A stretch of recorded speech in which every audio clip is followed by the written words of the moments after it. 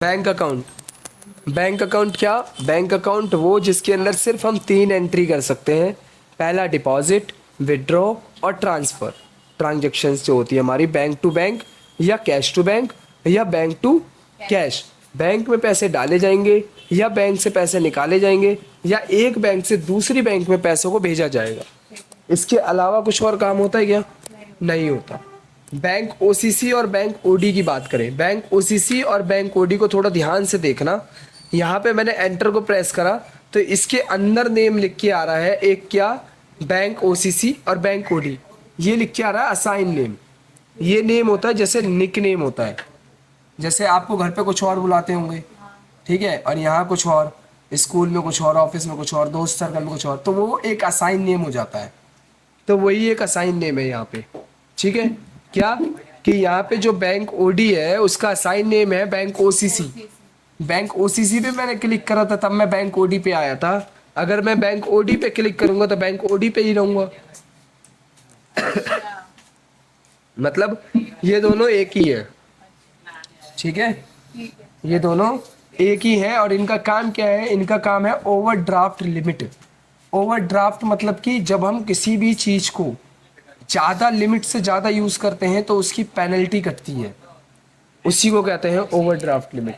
आपने वो देखा होगा। जैसे मेरे स्टोरेज फुल हो गया उसकी किसमें? अगर मैं लूंगी तो एक्स्ट्रा वो उसमें स्पेस। हाँ, बेसिकली होता क्या, बैंक के अकॉर्डिंग देखा जाए तो अगर हम एटीएम यूज़ कर रहे हैं, उस एटीएम के अंदर 3 बार से ज़्यादा हम पेमेंट नहीं निकाल सकते। अगर पेमेंट निकाली तो हमारे एक्स्ट्रा चार्ज कटते हैं, तो वो जो चार्ज कटा वो हमारी पेनल्टी। तो बैंक ओडी मतलब कि लिमिट वाली चीज़ों में यूज़ होता है। इसके बाद है क्या, branch and divisions. Branch and divisions वो होते हैं जिसके अंदर अलग अलग शाखाओं के अकॉर्डिंग हमारा पैसा आता है, ठीक है, एक ही जगह पे। मल्टीपल ब्रांचेस इसके अंदर हो सकती है। और ये जो आता है इसके अंडर जो आता है वो आता है प्राइमरी। आप चाहो तो खुद अपना डाल सकते हो, ऐसा नहीं है नहीं डाल सकते। चाहो, जैसे टैली खुद ही कहती है कि आप खुद कस्टमाइज करना चाहते हो कर सकते हो, मना नहीं है। पर लेकिन ऑफिशियली तरीके से अगर आप काम करते हो तो और बेटर है।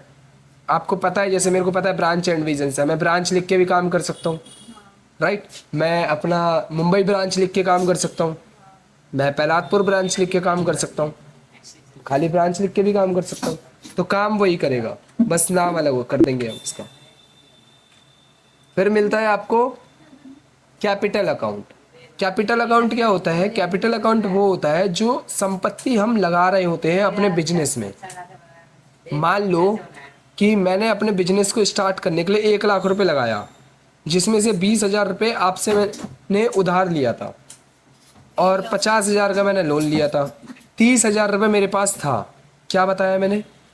आपने 1 लाख रुपए का लोन लिया, ठीक है, नहीं 50,000 का आपने लोन लिया, 30,000 आपने किसी और से लिया, 20,000 आपने 30,000 आपके पास था और 20,000 आपने किसी और से लिया। हाँ, 50,000 का लोन लिया, 30,000 मेरे पास था, 20,000 का मैंने आपसे ले लिए। तो अब जो ये अमाउंट है, अब ये अमाउंट कुल मिला के 1 लाख रुपए बैठा। तो अब ये पूरा पैसा मैंने अगर पूंजी लगा दी किसमें, बिजनेस में, तो ये पूरा का पूरा कैपिटल अकाउंट ही कहलाएगा, ठीक है। अब इस वाले एग्जाम्पल को याद रखना, आगे दोबारा काम आएगा, ठीक है। कैश इन हैंड क्या होता है? कैश इन हैंड ये होता है कि हमारे हाथ में कितना पैसा अभी है। मान लो कि 1 लाख रुपए का महीने में प्रॉफिट हुआ हमारा, 1 लाख रुपए एक महीने का हमारा प्रॉफिट हुआ, जिसमें से 20,000 रुपये हमारे पास कैश में है। तो हमारे पास कैश इन हैंड कितना हुआ? 20,000 रुपये। 1 लाख का प्रॉफिट हुआ। हाँ, और सारा हमारा 70,000 रुपये जो था वो बैंक में है, तो वो कैश एट बैंक में कहलाएगा। पर कैश इन हैंड में क्या कहलाएगा? खाली 20,000 रुपये। Current assets. करंट एसेट्स वो होता है जिसके अंदर हम कुछ समय के लिए किसी को उधारी दे देते दे देते हैं, उसी को कहते हैं करंट एसेट्स। कुछ समय मतलब कि 1 साल होता है, 1 साल से ज़्यादा नहीं। 1 साल से कम अवधि के अंदर अगर वो सामान हमको वापस मिल जाता है तो अच्छी बात है, नहीं तो वो अमाउंट वापस मिल जाता है तो अच्छी बात है। इसमें हमने किसी को कुछ उधार दिया है कुछ समय के लिए, वो जो चीज़ है वो जल्दी कैश में कन्वर्ट हो जाएगी, याद रखना। करंट एसेट्स का मतलब ये होता है जो हमने दिया है उसे उधार। कि वो जल्दी कैश में कन्वर्ट हो जाता है। हाँ, करंट लाइबिलिटी का मतलब क्या होता है? करंट लाइबिलिटी का मतलब ये होता है कि हमने किसी से उधार लिया हुआ है, हमको चुकाना है। अभी हमने दे रखा था एसेट्स में, हाँ। अब हमने ले रखा है उधार, अब हमको उसको पैसे देने ही हैं। जो आपने 50 लाख रुपए। जो आपसे 20,000 रुपये उधार लिए थे, लोन की तो बात, वो तो टाइम मेरे को दे रहा है, आप थोड़ी दे रही हो टाइम। ठीक है, जो आपसे मैंने 20,000 रुपये लिए वो मेरे लिए क्या कहलाएगी? करंट लाइबिलिटी कहलाएगी, क्योंकि मेरे को जल्दी से जल्दी आपको चुकानी। अगर नहीं चुकाता हूँ तो इंटरेस्ट बढ़ जाएगा। ठीक है। डिपॉजिट एसेट्स, मैंने इन चीज़ों को कहीं पे डिपॉजिट कर रहा हूँ तो वो डिपॉजिट एसेट्स में मैं रख सकता हूँ। अब वो डिपॉजिट मेरी कोई शॉप हो सकती है, कोई बैंक हो सकता है, कोई ग्राहक हो सकता है, कोई भी हो सकता है। डिपॉजिट मेरा कुछ भी हो सकता है, मैं उसमें से कुछ अमाउंट को डिपॉजिट करने की कोशिश कर रहा हूँ, वो डिपॉजिट हो रहा है। डायरेक्ट एक्सपेंस में काफ़ी कंफ्यूजन रहती है, थोड़ा एक्सप्लेन कर देता हूँ। डायरेक्ट एक्सपेंस में जब मैं एंटर कर रहा हूँ तो इसमें देखो दो चीज़ें दिखाई दे रही होगी, एक असाइन नेम दिखा रहा हुआ एक्सपेंस डायरेक्ट करके, डायरेक्ट एक्सपेंस तो दिखाई दे रहा है, उसके साथ साथ दिखाई दे रहा है एक्सपेंस डायरेक्ट। तो वो जो एक्सपेंस डायरेक्ट है वो उसका असाइन नेम है। तो वही चीज़ यहाँ पे आप देखोगे तो यहाँ पे आपको दिखाई दे रही होगी, ये रही नीचे। ठीक है, बट अभी हम जो पढ़ रहे हैं वो पढ़ रहे हैं डायरेक्ट एक्सपेंस। डायरेक्ट एक्सपेंस वो एक्सपेंस होता है जो हमारी कंपनी के लिए इंपॉर्टेंट है, जो सीधा खर्चा होता है हमारी कंपनी के लिए। जैसे हम कंप्यूटर इंस्टीट्यूट चला रहे हैं, हमारे पास अगर कंप्यूटर ही नहीं रहेंगे तो क्या ही चलाएंगे, तो ये हमारा एक सीधा क्या एक्सपेंस हो गया, जो कि डायरेक्ट ही रहेगा। मतलब जो हमारा मेन, हाँ, मेन खर्चा, मेन खर्चा वही। अगर कोई फर्नीचर की फैक्ट्री है, उसको पेट्रोल चाहिए अपनी मशीन को चलाने के लिए, तो जो पेट्रोल का खर्चा है वो क्या कहलाएगा? डायरेक्ट एक्सपेंस कहलाएगा। ठीक है, अब इसके बाद है डायरेक्ट इनकम। ऐसी इनकम, देखो डायरेक्ट इनकम में भी ऐसा दिया गया होगा, ये रहा डायरेक्ट इनकम का, देखो इनकम डायरेक्ट भी दिया गया है, ये असाइन नेम है इसका, ये दोनों एक ही काम करेंगे। कहाँ के डायरेक्ट इनकम? ये रहा डायरेक्ट इनकम, इस पर क्लिक करेंगे, देखो ये रखो, इसके नीचे नाम लिख, क्या रहा? Assign name. तो ये दोनों एक ही नाम है, क्या काम करते हैं? डायरेक्ट इनकम वो इनकम जो हमारे बिजनेस से सीधा आ रही हो, सीधा अपने बिजनेस से, मतलब जैसे मान लो मैं कंप्यूटर इंस्टीट्यूट चला रहा हूँ, तो जो आप मेरे को फीस दे रहे हो वो मेरी डायरेक्ट इनकम कहलाएगी। एक पे बैठ जाता हूँ सर, अभी खाली नहीं। ठीक है, तो वो क्या कहलाएगी? वो डायरेक्ट इनकम कहलाएगी। ठीक है, फिर आपको मिलता है duty and taxes. Duty and taxes वो जो कोई भी टैक्स हो, TDS, TDS, GST, फलाना ढिकाना जो भी होगा, वो सारे के सारे किस में आएंगे? टैक्स में। ड्यूटी एंड टैक्सेस में आएंगे। ठीक है, सबसे इजी ग्रुप है ये। डायरेक्ट एक्सपेंस आपको समझा चुका हूँ, इनडायरेक्ट एक्सपेंस समझो। इनडायरेक्ट एक्सपेंस वेल के नीचे भी लिखा पड़ा है ये रहा, पर यहीं पे एक्सप्लेन कर देते हैं।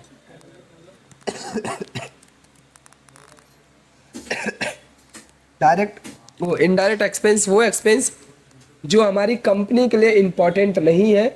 और दूसरा, कई एक्सपेंस ऐसे बन जाते हैं कई कंपनियों में कि वो चालू एक्सपेंस कराते हैं। चालू एक्सपेंस मतलब ये होता है, जैसे मेरे को हर महीने इसका रेंट देना ही देना है, तो ये मेरा चालू हो गया, तो मैं इसे इनडायरेक्ट में डाल दूंगा। बिजली का बिल देना ही देना है, तो ये मेरा इनडायरेक्ट में भी डाल सकता हूँ मैं।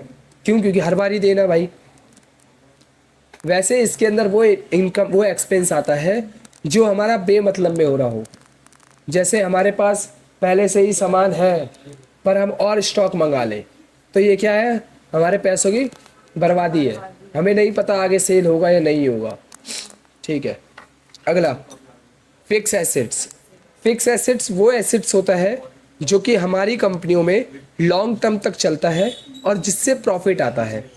फॉर एग्जांपल, ये इस रूम के अंदर जो चीज़ें लगी हैं, लाइक कंप्यूटर हो गए, बोर्ड हो गया, पोस्टर हो गया, टीवी हो गई, एडजस्ट हो गया, जो कुछ भी लगा हुआ है, ठीक है, चेयर हो गई, वो सारी फिक्स एसेट्स है। क्यों? क्योंकि ये लॉन्ग टर्म तक चलेगी और इससे प्रॉफिट हो रहा है। बेशक इसका डेप्रिसिएशन भी हो रहा है, यूज़ भी हो रहा है, इसकी कीमत में कम भी हो रही है, पर लेकिन फिक्स एसेट इसलिए क्योंकि ये लॉन्ग टर्म तक चलेगी। इसके बाद इनकम डायरेक्ट आपको बता दी थी, जो कि सीधा इनकम आ रही हो। इनडायरेक्ट इनकम वो जो कि डायरेक्ट हमारे बिजनेस से ना आकर कहीं और से आए, जैसे जैसे काला धन। हाँ, जो हमने लोन दिया था वो भी आ गया। जैसे हमने किसी को पैसे दिए और उसके बदले हमको ब्याज मिल रहा है, हाँ, ठीक है।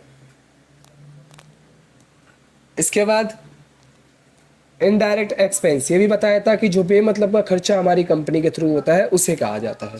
जैसे कोई Indirect- फेस्टिवल वो करना, फेस्टिवल मनाना, फेस्टिवल बनाना, वो तो देख सकते हो ना। फेस्टिवल में बहुत सारी चीजें होती है ना, डेकोरेशन करने डेकोरेशन वगैरह करने के लिए बहुत सारी मतलब हो चीजें जाता है। हम एट द पॉइंट अगले दिन वो फिर पिकिंग तरीके से वो भी ओके ओके, ठीक है, आपकी नज़र के अकॉर्डिंग सब ठीक है। हमेशा देखना टैली ना अलग अलग नज़रों के अकॉर्डिंग भी चलती है। कंपनियों में कई बार ऐसा होता है किसी चीज़ को इस जगह ये डायरेक्ट इनकम है तो इस जगह पे वो इनडायरेक्ट इनकम है, कई जगह पे वो इनडायरेक्ट एक्सपेंस है, इस जगह पे वो इनडायरेक्ट वो डायरेक्ट एक्सपेंस है। तो हमें देखना होता है, कंपनी में जब रहते हैं तो अपने आप ही सीख जाते हैं, ठीक है। इसके बाद मिलता क्या है हमको, इन्वेस्टमेंट। किसी भी चीज़ पे हम जब इन्वेस्ट करते हैं, जैसे मान लो किसी ने बोला कि आप हमारा 20 लाख का माल ले लो, जिसमें से आप 10 लाख रुपए अभी दे दो, बाद में और दे देना। तो अभी वो श्योरिटी नहीं है कि वो सामान बिकेगा, नया प्रोडक्ट है, कैसा चलेगा। तो वो एक तरीके से 10 लाख रुपए हमने क्या कर दिए, इन्वेस्ट कर दिए। दिल पे पत्थर रखकर पैसे लगा देना, ठीक है। किसी बिजनेस में loan advance assets, loan advance assets वो एसेट्स होता है जो हम किसी को लोन प्रोवाइड कर रहे होते हैं।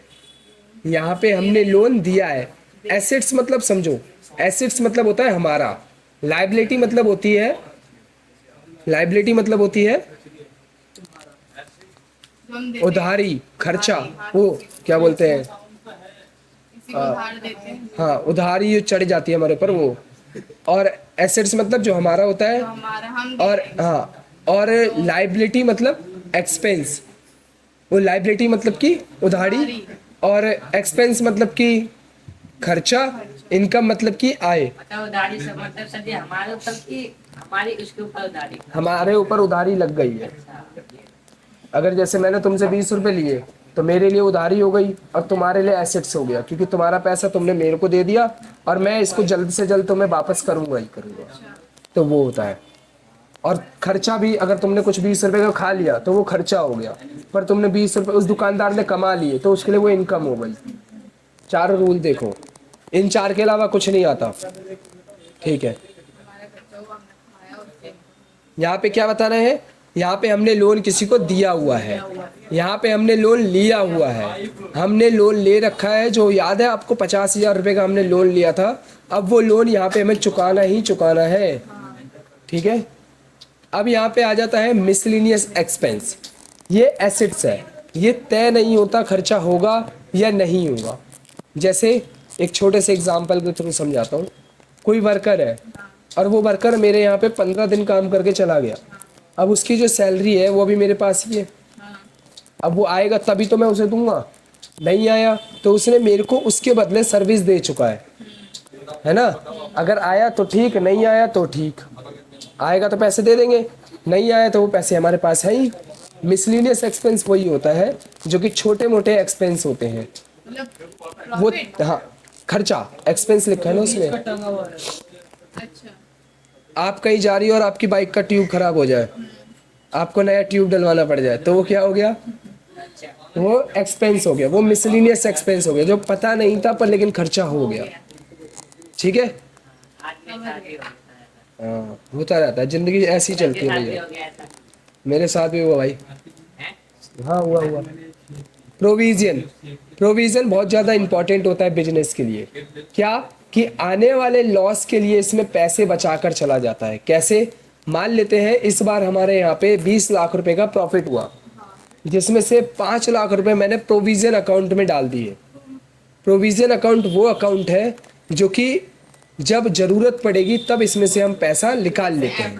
जैसे हमने उस दिन इसमें कुछ ब्याज वगैरह नहीं आती है। नहीं मतलब एक टॉपिक हाँ, हाँ। एफडी में तुम पैसे डाल लाइक देते हो। एफडी में आप जो डालते हो उसके बदले आपको इन्वेस्ट वो मिलती है, इंटरेस्ट मिलता है, वो अलग बात हो गई। पर लेकिन यही पैसा आप अलग जेब में रख दो, सेविंग।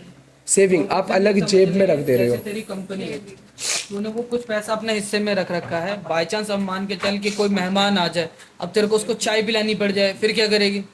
तो उसके लिए अलग से पैसा हमें बचा करके रखना पड़ता है प्रोविजन में, कि बाई चांस अगर हमें खर्च करना पड़ जाए या किसी को देना पड़ जाए तो उसके लिए एक्स्ट्रा मनी होता है। ये कंपनी को डायरेक्ट उसको दिखाते नहीं है, ये अलग से बचा करके रखा जाता है, जो इसका अलग हिसाब बनता है प्रोविजन में। ठीक है, परचेज अकाउंट की बात करते हैं। परचेज अकाउंट वो अकाउंट होता है जो भी चीज़ हम परचेज कर रहे होते हैं, हमने कुछ भी खरीदा वो हम परचेज अकाउंट में ही डालेंगे। और दुनिया में बहुत सी चीज़ें खरीदनी होती है, कंपनी खड़ी करने से पहले हमको बहुत कुछ खरीदना होता है, तो वो सारी चीज़ें हमारी परचेज अकाउंट के अंदर ही आएगी। फर्नीचर ये सब चीज़। राइट, फर्नीचर वगैरह सारी चीज़ें वगैरह। ठीक है, कई चीज़ें हमारी फिक्स एसेट्स में भी आती हैं पर लेकिन परचेज अकाउंट के अंदर होके आती हैं। अब है रिजर्व एंड सरप्लस, मतलब ये दोनों एक ही है।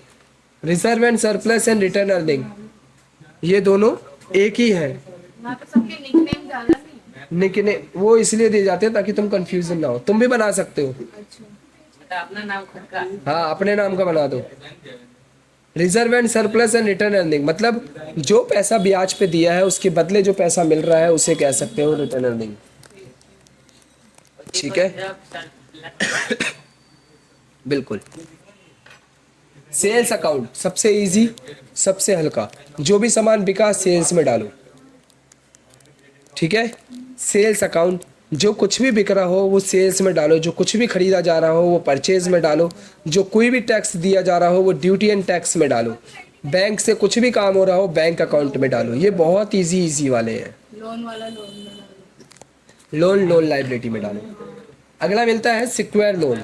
सिक्योर लोन, ये लोन वो लोन होता है जिसमें हम कोई सिक्योरिटी दे रहे होते हैं, जिसमें कोई एक श्योरिटी दे रहे होते हैं। कैसी? Home loan, gold loan, car loan, bike loan, ये वाले लोन। कुछ चीज़ को ब्याज पे रखकर तब जो हमें पैसा मिलता है वो गिरवी रख के, सॉरी, जो चीज़ गिरवी रखकर जो तब हमें पैसा मिलता है उसे कहा जाता है। स्टॉक इन हैंड, हमारे पास कितना स्टॉक अभी हमारे पास है। लाइक हमारी शूज़ की कंपनी है तो हमारे पास शूज़ कौन कौन सी वैरायटी के कितने कितने पीसीज हैं वो स्टॉक इन हैंड्स में हम इसे एंट्री करके रख देंगे। तो भैया ये जैसे था तो इसमें हम चीज़ों को डालेंगे ऑटोमेटिक चला जाता है। जी, अभी बहुत है, रुको। डालना पड़ेगा। थोड़ा अलग बताना चाहिए। सन्ड्री क्रेडिटर बहुत ज़्यादा कंफ्यूजिंग वाला है ये, सुंदरी भी पढ़ते हैं बहुत से लोग पर लेकिन ये सन्ड्री क्रेडिटर है। सन्ड्री क्रेडिटर वो होता है जो सामान हमने उधारी पे दिया हो, जो सामान हमने उधारी पे दिया हो, जब हमने किसी को पेमेंट की हो। ठीक है, और यहाँ पे सन्ड्री डेबिटर मतलब हमने रिसीव्ड किया हो, हमें पैसा मिला हो, क्रेडिटर में मतलब दिया हो। पर लेकिन जब किसी व्यक्ति का नाम होगा तभी, अगर लिखा होगा कैश पेड तो इनमें से कोई भी नहीं आएगा। कैश पे हो रहा है वो पता नहीं एक्सपेंस हो रहा है, डायरेक्ट एक्सपेंस हो रहा है, क्या हो रहा है। ठीक है, पर लेकिन लिख दिया कि कोमल रिसीव्ड मनी, हमने कोमल से पैसे लिए, तो कोमल से अगर पैसे लिए तो सन्ड्री डेबिटर में रखेंगे, पर लिख दिया कि कोमल को पैसे दिए तो सन्ड्री क्रेडिटर में लिखेंगे। कोई समस्या? हल्का उदाहरण देना लेना, CRDR, सन्ड्री याद ही मत रखो ना, CRDR रखो, CRDR दे, CR में दिया, DR में लिया। ठीक है, अब मिलता है आपको सस्पेंस अकाउंट, सबसे ज़्यादा यूज़फुल आता है। क्या? जब हमें पता नहीं होता कि कौन सा पैसा कहाँ से कैसे आ गया तब हम इसे में डाल देते हैं। मान लो आपका मोबाइल का रिचार्ज किसी ने कराया, आपको ही नहीं पता किसने कराया, तो जब तक आप सस्पेंस में डाल दोगे, जब पता लग गया कि इसने कराया तो आप इसकी एंट्री कर दोगे। ठीक है, मतलब जब पैसा पता नहीं होता कहाँ का है तो वो पैसा इसमें रख दिया जाता है। लेकिन इसमें सस्पेंस वाले में ज़्यादातर तो गिफ्ट वाले भी आते हैं, गिफ्ट्स वाले भी आ सकते हैं, राइट। क्योंकि उनका हमें ये तो नहीं बता सकते कि किसने दिया, क्यों दिया, किसने हाँ, पर लेकिन गिफ्ट पे जो आता है वो हमारा उस टाइप का आता है, लाइक प्रोडक्ट आएंगे, अमाउंट नहीं आएगा, यहाँ सब अमाउंट की बात चल रही है। अनसिक्योर्ड लोन की बात करते हैं। अनसिक्योर्ड लोन वो लोन होता है जो कि आपसे मैंने लिया था 20,000 रुपये का। क्यों? क्योंकि मैंने आपको कोई भी एक सिक्योरिटी नहीं दी, और इसमें ब्याज में हैवी हो सकता है, कंफर्म नहीं है, क्योंकि आप बोलो मेरे को अब 20% वापस चाहिए, फिर अब 20,000 लिए, अब तुम 2,000 और ले लोगी, ठीक है। ये तो हम लेते हैं। ये हाँ, यहाँ पे हम नहीं, लोन अनसिक्योर्ड लोन, यहाँ हमने लोन लिया ही लिया है, है। पर लेकिन किस फॉर्म में लिया है, अनसिक्योर्ड, कोई सिक्योरिटी नहीं दी है। मतलब उसको 20,000 का जो हमने लिया था लोन, हाँ, उसमें कोई सिक्योरिटी नहीं थी, पर लेकिन हमने सिक्योर लोन, अगर सिक्योर लोन लिया है हाँ, तो हमने कुछ उसमें तो- सिक्योरिटी दी है। हाँ, होम का कुछ भी दे दिया हमने। ये सारे ग्रुप थे आपके।